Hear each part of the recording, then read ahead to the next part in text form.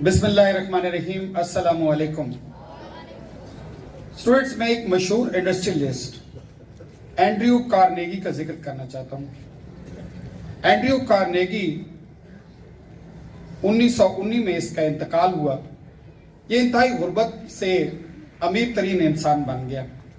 Cell مین تھا, عام سے کام کرتا تھا, اور اس کے بعد سٹیل انڈسٹری میں یہ بگ جائنٹ ہو گیا.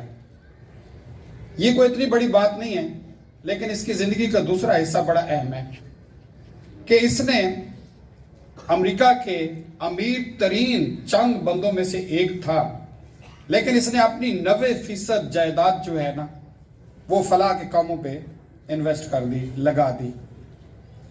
بہت ساری لائبریریز کھولیں, بہت ساری یونیورسٹیز میں ریسرچ سینٹر کھولے, بہت ساری فاؤنڈیشنز کھولی, اور صرف 10% اس نے اپنی اولاد کے لیے چھوڑا.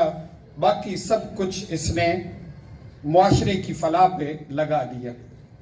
اس کا ایک قول تھا کہ انسان کی زندگی 3 حصوں میں ہونی چاہیے: لرن, ارن, ریٹرن.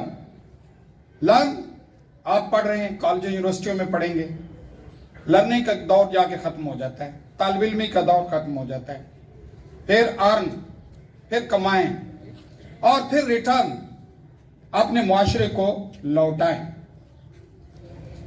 اس کا سب سے بڑا کارنامہ ایک تھا کہ انڈسٹریلسٹ ہونے کے علاوہ اس کی ایک اچھی سوچ تھی, اور وہ یہ سوچ تھی کہ یار یہ کیسے ہوتا ہے کہ ایک ہی کلاس کے 2 اسٹوڈنٹ ہوتے ہیں. جس طرح آپ اسٹوڈنٹ ہیں, آپ ہی میں سے ایک اسٹوڈنٹ نکلتا ہے اور وہ کامیاب ترین انسان بن جاتا ہے. اس کو پورا شہر, پورا ملک جانتا ہوتا ہے, اور اسی میں سے ایک نکلتا ہے, وہ ایک عام سی مزدوری, ایک عام سی لائف گزارتا ہے, ہوٹل پہ ویٹر بن جاتا ہے, کہیں پلےدار بن جاتا ہے, اور دوسرا جو ہے بہت آگے نکل جاتا ہے. ایسا کیوں ہوتا ہے؟ یہ اس کو سمجھ نہیں آتی تھی. یہ پہلی دفعہ کسی انسان نے سوچا. پہلے لوگ سے تو سوچتے تھے کہ یار 2 درخت لگائے ہیں, 2 فصلیں کاشت کی ہیں, ایک فصل بہت اچھی ہوئی ہے, ایک فصل اچھی نہیں ہوئی, کیا وجہ ہو سکتی ہے؟ یہ تو سوچتے تھے. کچھ جانور پالے ہیں, کچھ جو ہے بہترین جانور بن گئے ہیں, اور کچھ جو ہے بیمار ہو کے بالکل مر گئے ہیں. ایسا کیوں ہوا ہے؟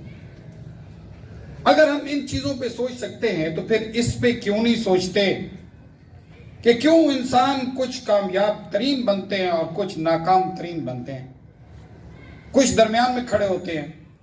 آخر انسانوں پہ کوئی فارمولہ نہیں لگتا. اس کے لیے پھر اس نے ایک بندہ ہائر کیا. اس کا نام تھا نیپولین ہل. بہت مشہور نام ہے نیپولین ہل. نیپولین ہل کی کتاب میں آپ کو آخر میں بتاؤں گا, سب کو پڑھنی چاہیے. نیپولین ہل کو اس نے ہائر کیا. اس نے کہا تنخواہ نہیں دوں گا, بس تم کام کرو گے, صرف خرچہ دوں گا. نوجوان نے کہا میں کروں گا. اخباروں میں آرٹیکل لکھتا تھا. نیپولین ہل نے کہ ذمہ تھا کہ آپ نے یہ سچ تلاش کرنے کی کوشش کرنی ہے کہ کیوں کچھ لوگ ناکام ہوتے ہیں اور کچھ لوگ کامیاب ترین ہوتے ہیں اور کچھ ناکام ہو جاتے ہیں. یہ کوئی راز جو ہے معلوم کرنے کی آپ پوری کوشش کریں. نیپولین ہل کیا کرتا تھا؟ ہر ہفتے کسی بگ جائنٹ کا انٹرویو کرتا تھا. اس میں ایڈیسن بھی تھا, ہینری فورڈ بھی تھا, امریکن پریزیڈنٹ بھی تھے. وہ سارے اس کو ٹائم دیتے تھے کیونکہ ہینری فورڈ کا اس کے پاس اینڈریو کارنیگی کا اس کے پاس لیٹر ہوتا تھا. ہر ہفتے وہ ایک انٹرویو چھاپتا تھا اور پوری دنیا اس کو پڑھتی تھی, اور اس کا انتظار رہتا تھا کہ آج جو ہے کس کی بایوگرافی آ رہی ہے. وہ کوشش یہ کرتا تھا کہ یہ جاننے کی کوشش کریں کہ اس کامیاب بندے کی کیا عادات ہیں, یہ کس وقت اٹھتے ہیں, کیا کھاتے ہیں, کیا ان کی ہابیز ہیں, کیا یہ سوچتے ہیں, کیا یہ پہنتے ہیں, کیسے لوگوں سے یہ ملتے ہیں, تاکہ وہ یہ پتہ لگانے میں کامیاب ہو جائے کہ ان کامیاب لوگوں کے درمیان کون سی چیز ایک کامن ہے یا اس سے زیادہ کامن ہے, ایک جیسی ہیں, جو ان کو کامیاب بناتی ہیں. بڑی کوشش میں لگا رہا, لیکن اس کو نہیں پتہ چلتا تھا کہ कुछ लोग जो है अमारत से पैदा हुए, कुछ गुर्बत से पैदा हुए, वो भी कामयाब हुए। कुछ जो है बहुत ज़हीन थे और कुछ ज़हीन नहीं थे, वो भी कामयाब हो गए हैं। ज़हीन भी कामयाब हुए हैं, कम ज़हीन भी कामयाब हुए हैं। कुछ लोगों की बहुत अच्छी तालीम थी, कुछ की इतनी अच्छी तालीम नहीं थी, फिर भी कामयाब हुए। फिर कौन सा फर्क है, कौन सी चीज कॉमन है?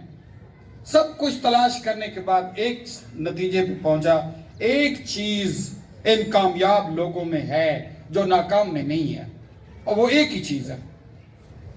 सुनना चाहेंगे वो क्या चीज है? इतनी रिसर्च के बाद वो एक चीज उसने पा ली कि ये कामयाब लोगों में मौजूद है और नाकाम लोगों में ये बिल्कुल नहीं है। और ये तमाम कामयाब लोगों के अंदर एक ही चीज मुश्तरक है, और वो क्या है? क्या है? Good, clap for this boy. Excellent.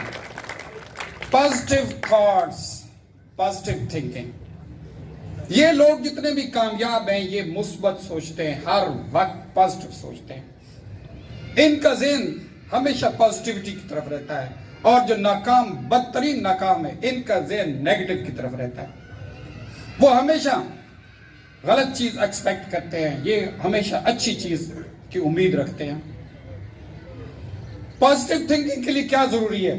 सबसे पहली चीज, सबसे पहला एलिमेंट ये है कि आप ये यकीन कर रहे हैं कि मेरा खालिक, मेरा रब मुझसे खुश है। आप ऐसे काम करें, आप ऐसी जिंदगी गुजारें कि ये सोचें कि मेरा खालिक, मेरा रब मेरे साथ है, मेरे हर मुसीबत में मेरे साथ है।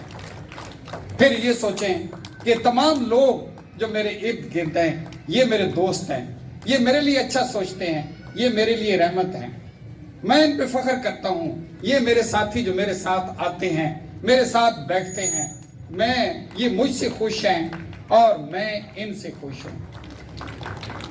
उसके बाद जो कुछ है कि अभी हर वक्त मुस्बत सोचें, हर सुबह उठ के अपना जायजा लें कि क्या आप मुस्बत सोच रहे हैं, क्या आप हर चीज की तरफ पॉजिटिव सोचते हैं, अपने रिश्तेदारों के मुतालिक, अपने वालिदैन के मुतालिक, अपने असातिज़ा, अपने टीचर, अपने साथी, सबके मुतालिक आपकी सोच क्या है?